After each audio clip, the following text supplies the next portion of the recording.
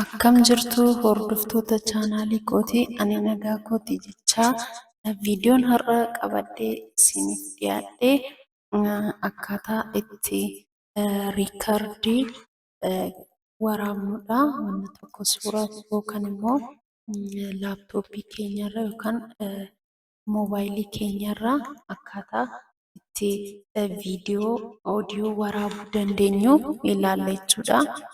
Na waliin tura. Egaa aappiin keenya ePower Soft Free Screen jedha. Ishee kanadha jechuudha. Ishee kana firiidha. Free Screen Recordiidha.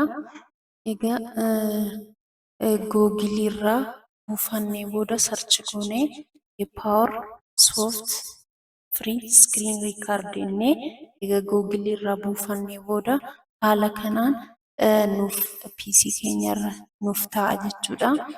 Sana booda hin banne jechuudha.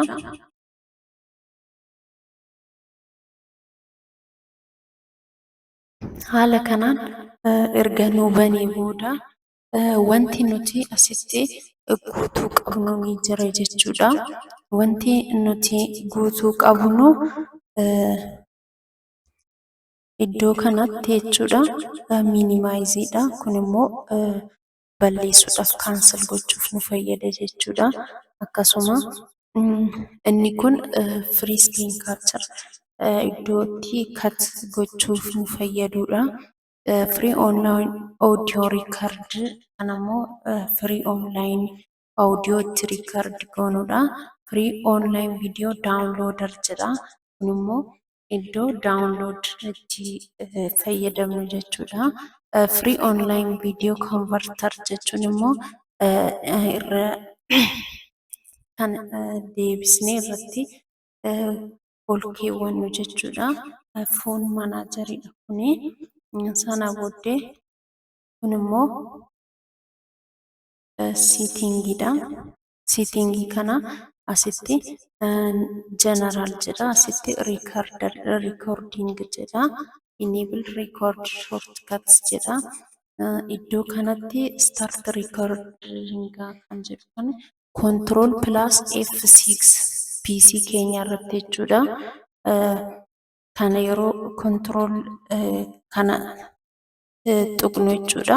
Control plus fi F6 yeroo gadi qabnu quba keenyan yeroo san start record nuuf godha jechuudha.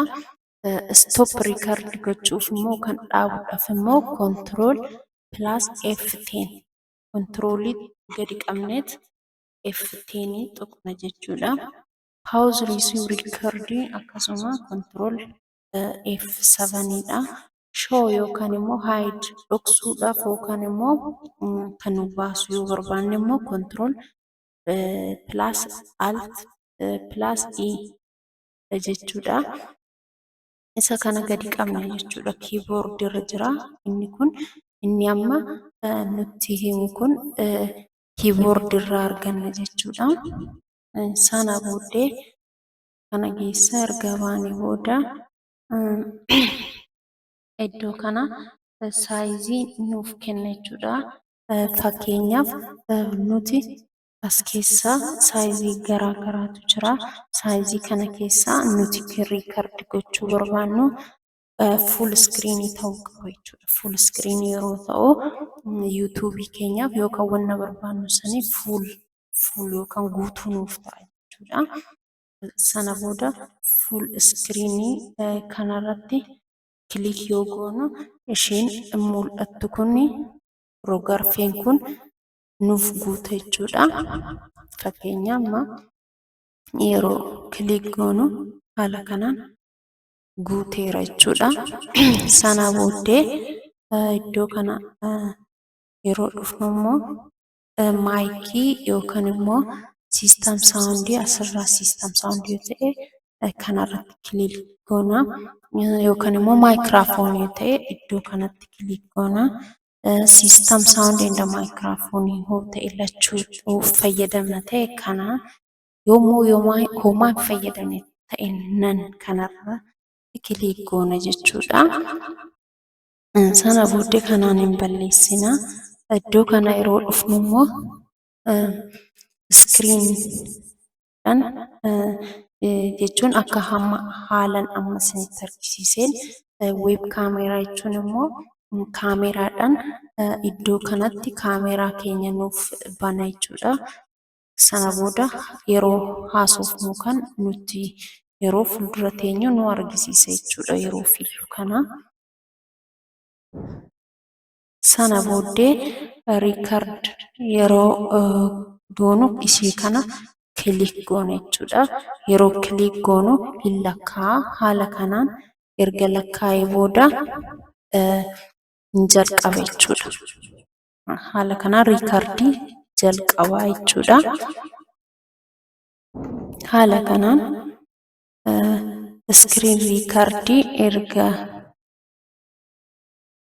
haala kanaan iskiriin riikardii erga goone booda iddoo kana seenne jechuudha.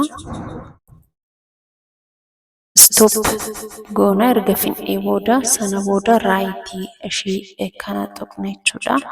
Sheer kana erga tuqnee booda haala kanaan nuuf fida jechuudha.